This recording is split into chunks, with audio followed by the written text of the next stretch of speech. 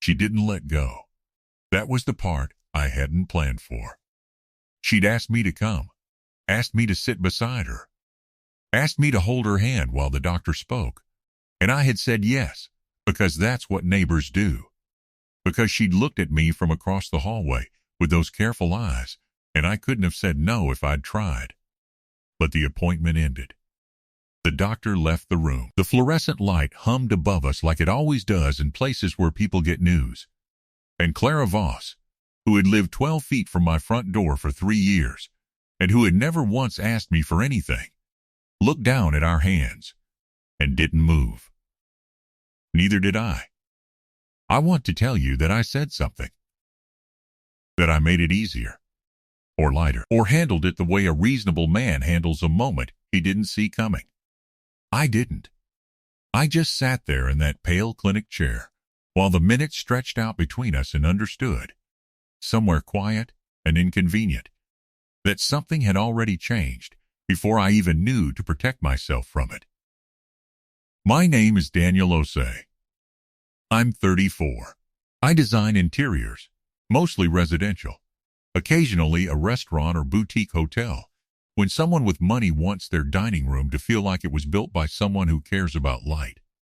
I live alone in apartment 4C, which means the hallway between my door and Clara's is approximately 8 steps long, and for 3 years I have known her the way you know someone you pass twice a day.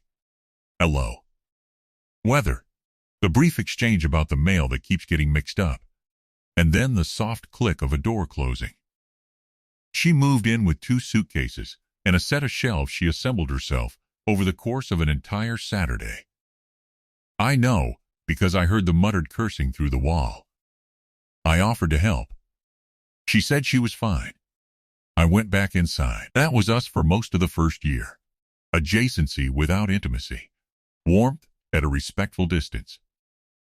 Her name is Clara Voss. She's 31.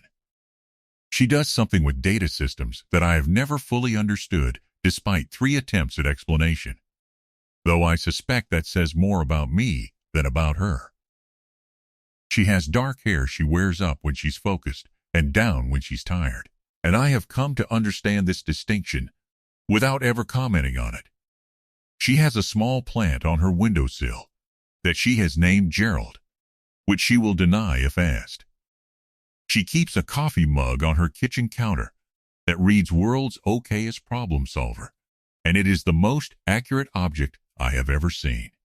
She's sharp, funny in a way she doesn't announce, the kind of funny where you don't realize you're laughing until you already are. She goes still when she's upset, the way some people go loud. She holds herself together in public with a composure I have always quietly admired and occasionally worried about. How we became more than polite neighbors is a story that involves a misdirected package, a borrowed umbrella that was never returned, and a Tuesday evening when her Wi-Fi router died and she knocked on my door holding a laptop and what I can only describe as the face of a person who had run out of other options. I made dinner. She stayed until 11. We both pretended this was a completely normal evening. Neither of us brought it up the next day, and somehow that restraint became the foundation of something. For 3 years, we were friends. The kind of friends who live close enough that it becomes its own kind of relationship. Borrowed eggs, shared silences in the elevator, the occasional Friday evening where we ended up on my couch watching something neither of us cared about because neither of us wanted to be alone. I told myself it was convenient. I told myself that if I'd met her anywhere else, in a bar or at a party, it would have been obvious what she was to me immediately. But the 12 feet of hallway between our doors had made me careful, and careful has a way of becoming permanent if you let it. She knocked on my door on a Wednesday morning, which was unusual. Clara was particular about her mornings. Careful, quiet, defended. She drank her coffee alone and went to work, and returned with the tidy self-containment of a person who had learned to need very few people. I opened the door, and she was already dressed, which was also unusual. Coat on, bag over her shoulder, keys in her hand. but she was standing still when she should have been leaving, and her expression was the controlled kind. The kind she wore when something was happening inside her that she hadn't given herself permission to name yet. She said she had a doctor's appointment. I said okay. She said it was a follow-up for something they'd found on a scan. The hallway smelled like the neighbor downstairs was making toast. The light through the window at the end of the corridor was the flat white kind you get in November, before the sun remembers to try. I looked at her holding her keys and understood in a single, still second, that she was asking me something she hadn't found the words for yet. I said, "Do you want company?" She said yes, too fast, like the word had been sitting behind her teeth waiting for the question. I got my jacket. The clinic was 20 minutes away by cab.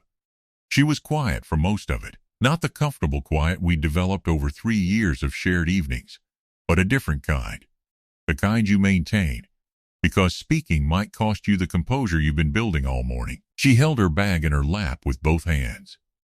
I didn't say anything. I have poor survival instincts around composed women who are clearly struggling. My instinct is always to leave the space alone. She looked at me once, when we were almost there, and said, "I just didn't want to do this part by myself." I said, "You don't have to." She nodded and looked out the window, and I looked straight ahead, and something small and irreversible passed between us that neither of us acknowledged. The waiting room had the standard issue furniture of such places. Chairs in shades of muted optimism, a television playing a midday program on low volume, a small table with magazines from months ago.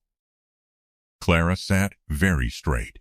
I sat beside her and thought about how strange it was to see her in a context this unguarded, stripped of the small domestic armor she usually carried. The mug, the laptop, the easy deflection of her humor. Here she was just a person waiting for information she didn't have yet, and the vulnerability of it hit me somewhere I wasn't expecting. I told myself, this is what you do for someone who lives 12 feet away. This is just proximity doing its job.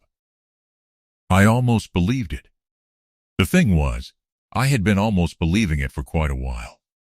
There had been the evening in September when she'd come over with a bottle of wine, and we'd sat on the balcony until midnight, talking about nothing consequential, and I had looked at her laughing at something I'd said, head tipped back, entirely unguarded, the composure completely gone, and I had thought, with a clarity I immediately buried, there it is.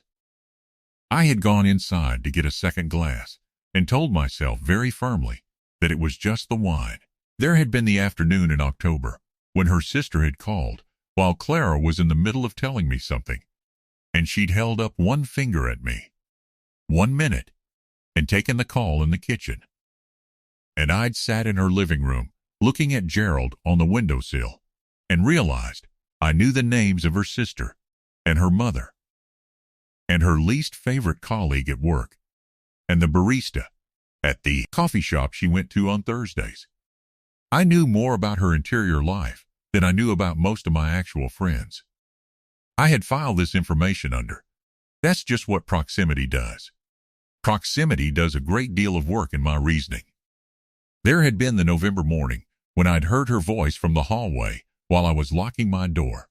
She was on the phone, talking quickly, the efficient data system's voice, and she'd looked up and seen me and her whole face had shifted, the professional version dropping, something quieter and more real coming through, and she'd mouthed, "Hi."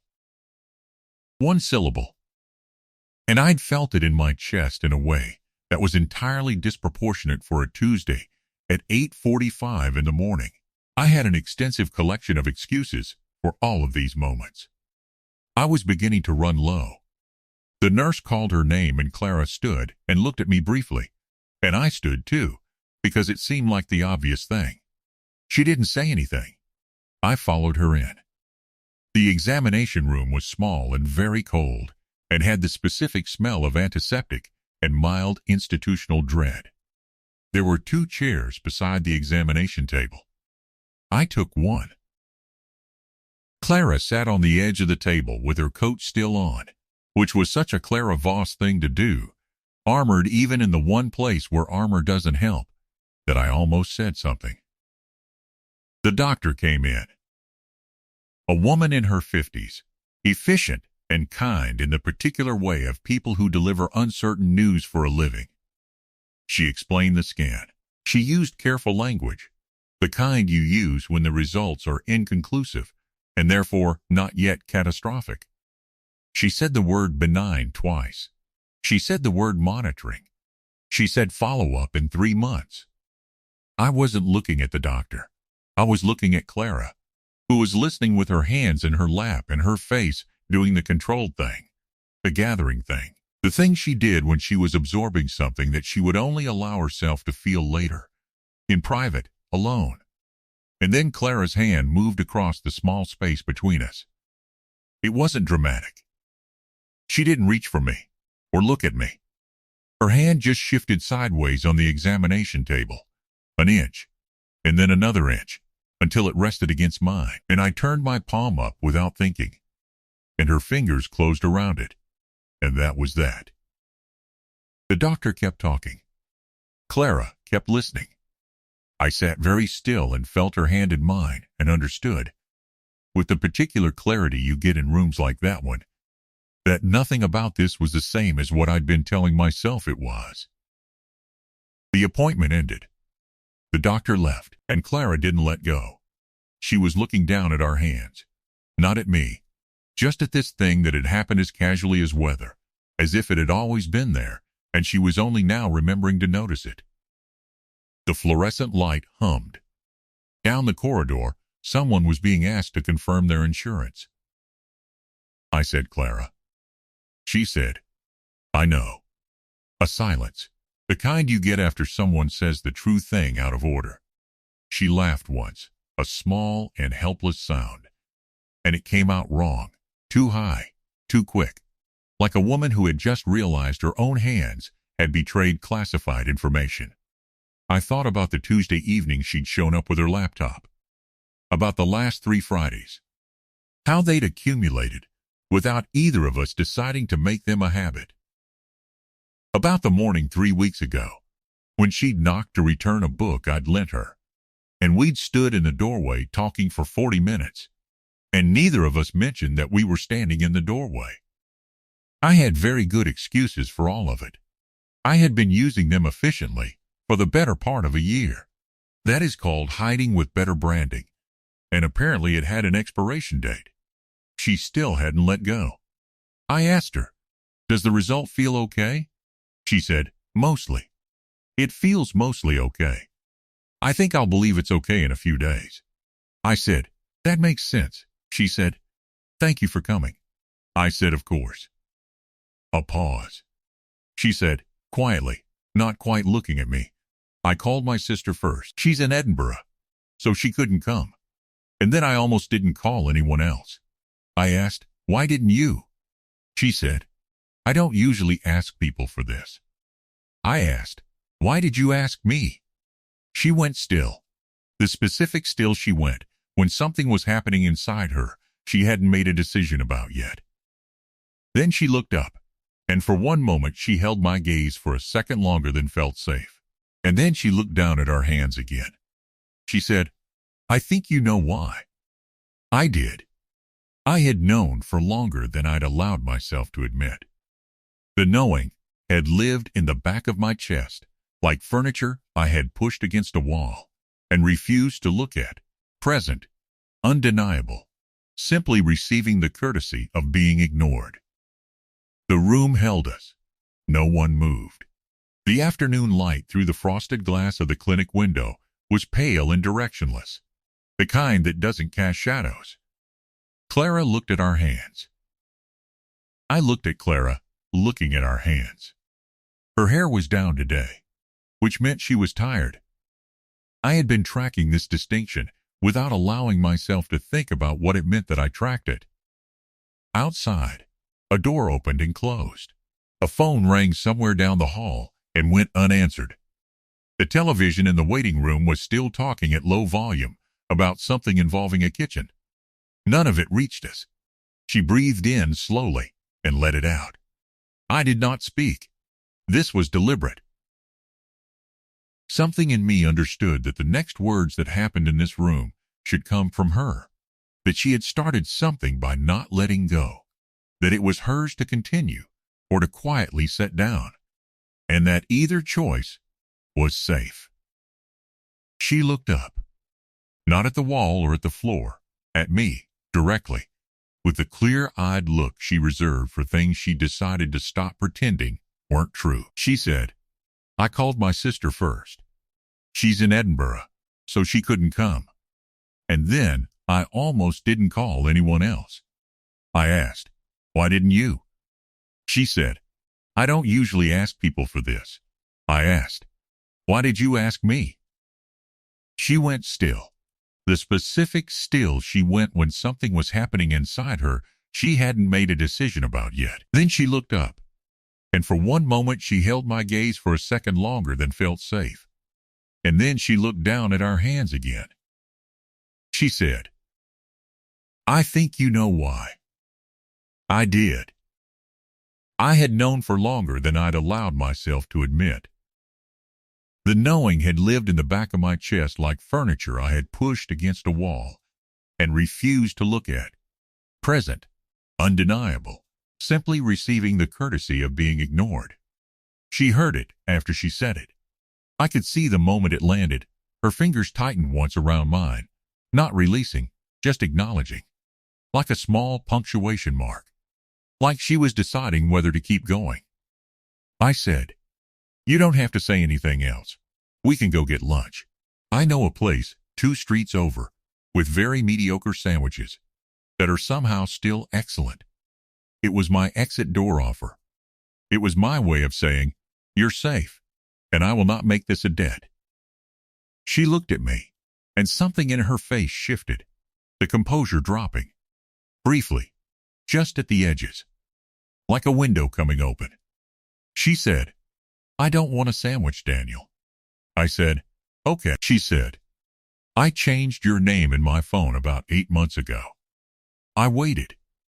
She said, "I didn't change it to anything strange.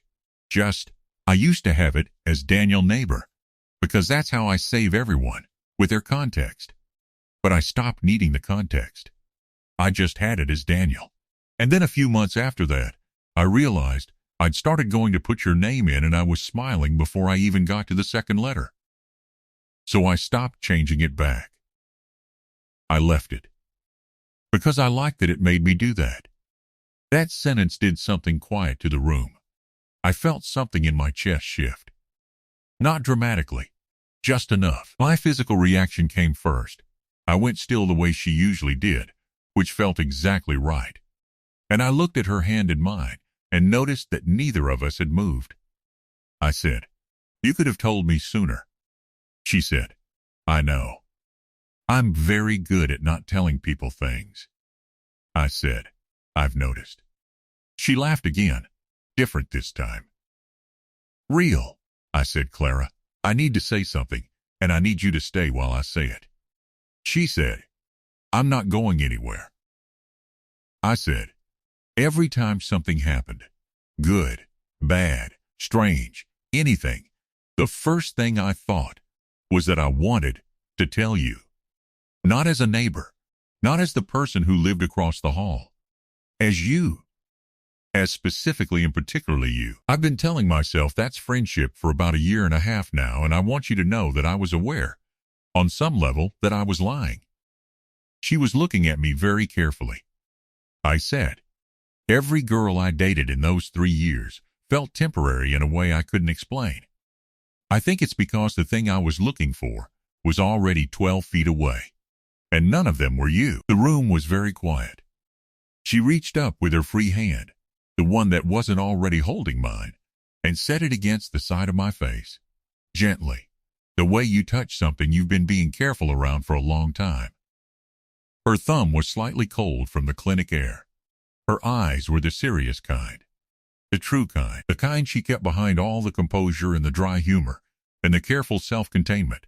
She said, "I really do know how to pick my moments." I said, "I think your timing is perfect." She looked at me for one more second, and then she leaned forward, and I met her halfway, and the fluorescent light hummed above us in that small, cold room, and that was, quietly, gently, entirely undramatically. That, the nurse knocked and opened the door 3 seconds later to confirm a follow-up appointment date. We separated approximately 1 inch. She asked if we needed anything. We said no. She left. Clara put her face briefly against my shoulder and laughed until her shoulders shook, and I pressed my mouth into her hair, and it was the best moment of my life up to that point, interrupted entirely correctly by a very kind nurse named Bev. 3 months later, the follow-up scan came back clean. She called me from the clinic before she'd even left the building. Her voice was shaking slightly, not from fear, but from relief. The particular undignified relief of someone who had been bracing for 3 months and could finally stop. I was standing in my kitchen. I sat down on the floor.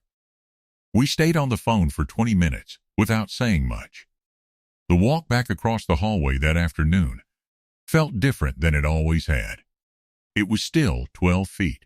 The distance hadn't changed. Something had simply stopped hiding in it. A year after that, she still knocked before walking in, but only barely. She had Gerald on my windowsill half the time now because, she explained, my light was better for him.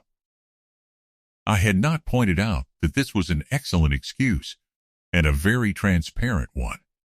My domestic habits were apparently becoming threatening. I was choosing to take this as a positive development. She still went still when she was upset. She still held herself together in public with that composure I had always admired.